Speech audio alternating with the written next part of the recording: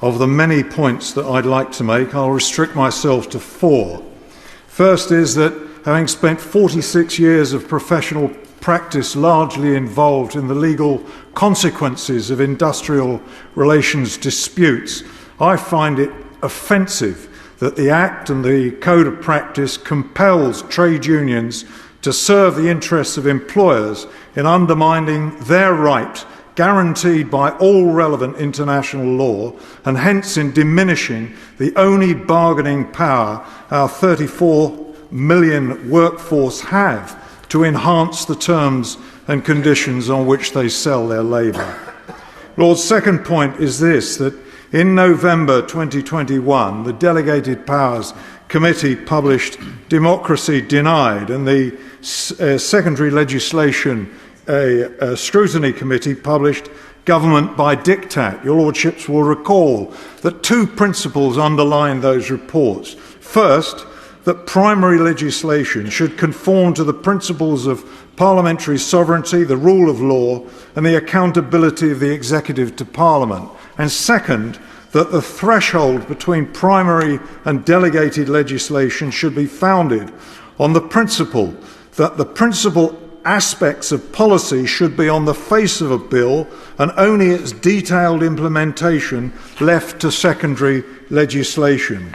Lords, these principles were debated in this House on the 6th of January 2022 and the 12th of January 2023. The House clearly and strongly endorsed them. Indeed, I understood that the then Leader of the House didn't dissent from them. Yet, this legislation and the Code, failed both principles. In its consideration of the bill, the Delegated Powers Committee, in its 27th report, criticised the bill's grant of a Henry VIII power to the Secretary of State to set minimum service levels by regulations. We said this is a bill that deals with the minimum service levels during strikes, yet there's nothing in the bill saying what those minimum service levels are. We shall only know when ministers make regulations after the bill is enacted. This is small comfort to Parliament, which is considering the matter right now. And how right we were. Now it's 10 months after the introduction of the bill, 4 months after it became law, and we find out, too late to debate or amend them, what the minimum service levels are to be. And we discover that for many workers, the Act will remove their right to strike altogether. 3/4 of the border force, 100% of ambulance drivers and call handlers, and signallers on priority routes barred from striking between 6 in the morning and 10 at night. If the House had known these levels when we debated the bill, amendments could have been debated and some clauses might not have stood part.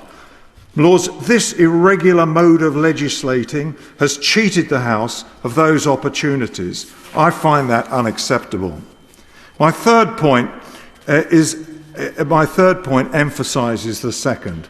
The Act is being used as a device to amend the law on picketing, not by amending the statutory provisions which regulate picketing, sections 220 and 220A of the 92 Act, but by imposing on trade unions the duty to take, quote, reasonable steps to ensure that all members of the union who are identified in the work notice comply with the notice. Sidestepping the need for primary legislation, what the Delegated Powers Committee call disguised legislation, is deployed. The Code of Practice requires that picket supervisors must be instructed by the union, quote, to use reasonable endeavours to ensure that picketers avoid, so far as reasonably practicable, trying to persuade members who are identified on the work notice not to cross the picket line. In consequence, my Lord, the law on picketing is changed. A failure, even a negligent failure, to so instruct even one picket supervisor at any, for example, one of the hundreds of picket lines in the recent RMT dispute, To use such reasonable endeavours, a phrase which is undefined in the Act, may expose the Union to injunctions, damage his claims in respect to the whole strike, and all strikers may lose automatic unfair dismissal protection. Lords, the omission of this picketing restriction from the face of the bill to prevent parliamentary scrutiny and amendment will be viewed by some as legislation by deception. Lords, I turn to the fourth point, which is to draw to the attention of the House that this bill contravenes the rule of law.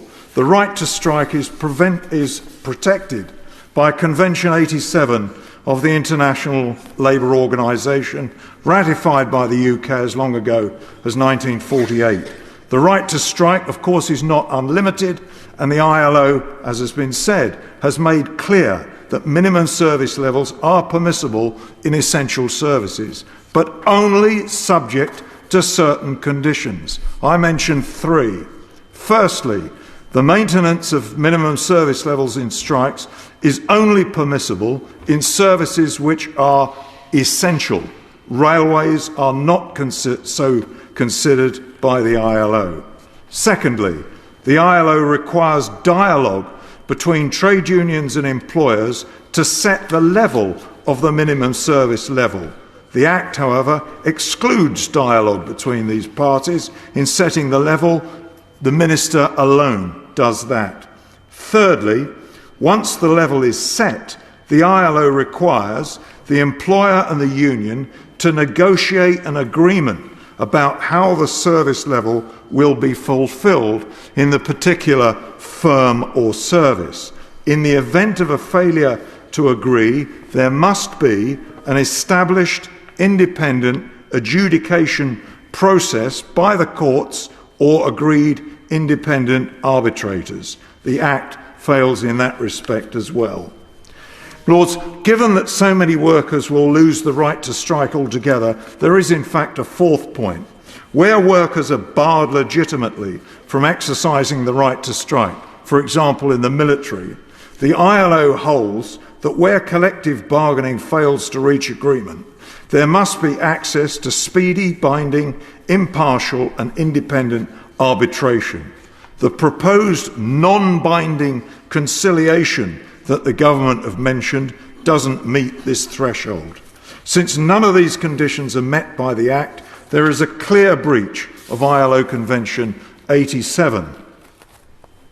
Lords, that's not the end of it, because Articles 387.2 and 399.5 of the Trade and Cooperation Agreement, which require the UK not to weaken or reduce ILO fundamental standards below the levels in place at the end of the transition period.